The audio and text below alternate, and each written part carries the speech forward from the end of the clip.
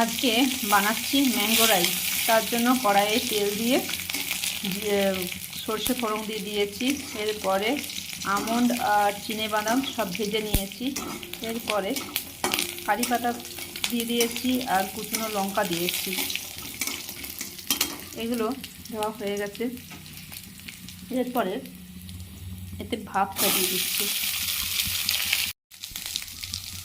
এতে পরিমাণ মতো নুন দিয়ে দিলাম।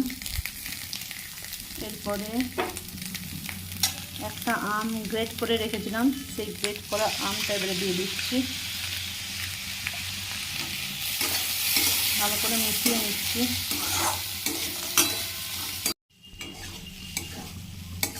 দেখো আমার ম্যাঙ্গো রাইস রেডি হয়ে গেছে। আমি নর্মাল ভাত দিয়ে করেছি, তো তোমরা বাসমতি রাইস দিয়ে করতে চাইলে সেটাও করতে পারো। আমার কাছে যেহেতু ছিল না তাই করিনি। তো ভিডিওটা দেখার জন্য ধন্যবাদ।